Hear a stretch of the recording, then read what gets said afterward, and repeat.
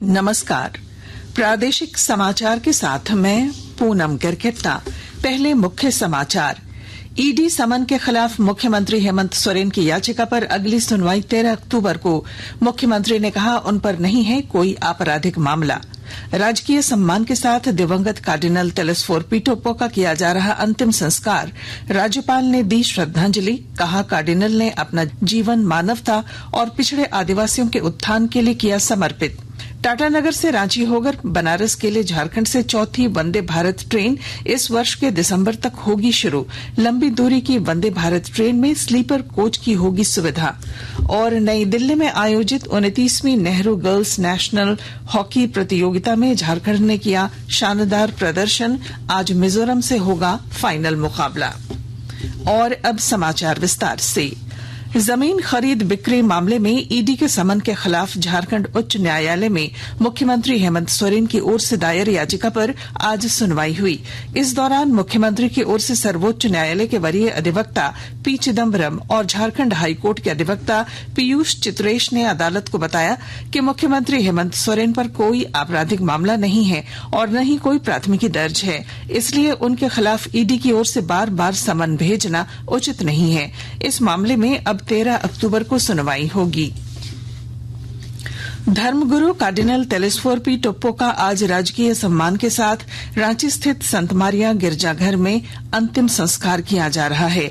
इससे पहले आज राज्यपाल सीपी राधाकृष्णन ने डॉक्टर कामिल बुल्के पथ स्थित संत मारिया गिरजाघर जाकर कार्डिनल तेलेस्फोर पी टोप्पो के पार्थिव शरीर पर पुष्प चक्र अर्पित कर उन्हें श्रद्धांजलि अर्पित की।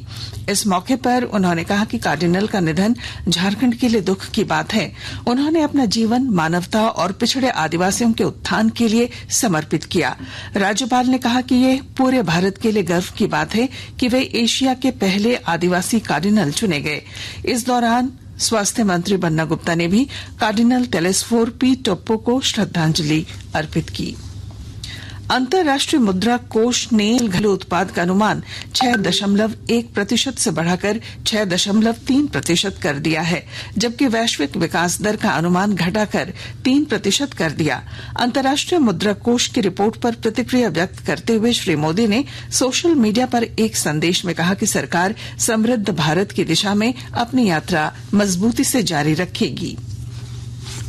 केंद्रीय संचार ब्यूरो के क्षेत्रीय कार्यालय रांची की ओर से आज रांची स्थित ऑड्रे हाउस में लोक कलाकारों के लिए उन्मुखीकरण कार्यशाला का आयोजन किया जा रहा है। मौके पर पीआईबी के अपर महानिदेशक अखिल कुमार मिश्रा और संयुक्त निदेशक अब्दुल हमीद के अलावा रांची विश्वविद्यालय की सेवानिवृत्त एसोसिएट प्रोफेसर सुशील अंकन, रांची महिला कॉलेज की सहायक प्राध्यापक डॉक्टर पूनम धान और सुनील कुमार नायक मौजूद हैं। भाजपा प्रदेश अध्यक्ष बाबूलाल मरांडी ने राज्य की मौजूदा हेमंत सोरेन सरकार पर पूर्ववर्ती भाजपा सरकार की सफल योजनाओं को बंद करने का आरोप लगाया है। वे कल जमशेदपुर के साक्षी बोधि मैदान में जनसभा को संबोधित कर रहे थे। श्री मरांडी ने कहा कि राज्य में जब जब झामुमो, कांग्रेस और राजद गठबंधन की सरकारें आई हैं, तब तब झारखंड में लूट खसोट की संस्कृति का विकास हुआ है। वहीं भाजपा के राष्ट्रीय उपाध्यक्ष रघुवर दास ने हेमंत सोरेन सरकार पर शिक्षकों, पंचायत सेवकों, अध्यापक, आंगनबाड़ी, युवाओं और महिलाओं से विश्वासघात करने का आरोप लगाया। वहीं जमशेदपुर के सांसद विद्युत वरण महतो ने कहा कि राज्य की महागठबंधन सरकार ने झारखंड को भ्रष्टाचार और महिला अपराध वाला राज्य बना दिया। सिमडेगा महाविद्यालय में राष्ट्रीय शिक्षा नीति और भारतीय ज्ञान परंपरा विषय पर कार्यशाला का आयोजन किया गया। विस्तृत जानकारी दे रहे हैं हमारे संवाददाता। नई शिक्षा नीति और भारतीय ज्ञान परंपरा विषय पर सिमडेगा महाविद्यालय में कार्यशाला का आयोजन हुआ। कार्यशाला में रिसोर्स पर्सन के रूप में उपस्थित रांची विश्वविद्यालय के नई शिक्षा नीति कार्यान्वयन प्रभारी डॉक्टर राजकुमार शर्मा ने कहा कि वेद सबसे प्राचीन ग्रंथ और संपूर्ण ज्ञान के स्रोत हैं। भारतीय ज्ञान परंपरा का गौरवशाली इतिहास रहा है। उन्होंने प्राचीन भारतीय विद्वानों का उल्लेख करते हुए कहा कि भारतीय ज्ञान परंपरा को नई शिक्षा नीति से जोड़कर ही शिक्षा में सकारात्मक परिवर्तन लाया जा सकता है। मनोज कुमार सिन्हा, मनु, आकाशवाणी समाचार, सिमडेगा। आकाशवाणी के ताजा तरीन समाचारों के लिए आप हमारी वेबसाइट newsonair.com पर लॉग ऑन कर सकते हैं। ताजा समाचार X handle @AIR news alerts और Facebook page All India Radio News पर भी उपलब्ध है। आप प्रादेशिक समाचार एकांश के एक्स हैंडल @AIR न्यूज _ और फेसबुक, इंस्टाग्राम पेज तथा YouTube channel AIR news Ranchi पर भी हमारे बुलेटिन सुन सकते हैं। प्रादेशिक समाचार आप आकाशवाणी रांची से सुन रहे हैं। झारखंड को चौथी वंदे भारत ट्रेन की सौगात जल्द मिलेगी। रेल मंत्रालय कुछ दिनों में देश के 25 शहरों में वंदे भारत ट्रेन का परिचालन शुरू करेगा। इसके लिए रेलवे बोर्ड ने सूची जारी की है। इस सूची में टाटा बनारस वाया रांची वंदे भारत ट्रेन शामिल है। ट्रेन नवंबर के अंत में या दिसंबर में शुरू करने की योजना है। बता दें कि झारखंड को अब तक 3 वंदे भारत ट्रेनें मिल चुकी हैं। रामगढ़ जिला परिवहन पदाधिकारी दिवाकर प्रसाद द्विवेदी के नेतृत्व में कल वाहन जांच अभियान चलाया गया। जिले के विभिन्न क्षेत्रों के भ्रमण के दौरान नियमों का उल्लंघन करने वाले वाहन चालकों से 4,55,205 रूपये की जुर्माना राशि वसूली गई। जांच अभियान के दौरान चालकों को यातायात नियमों और सड़क सुरक्षा की जानकारी दी गई।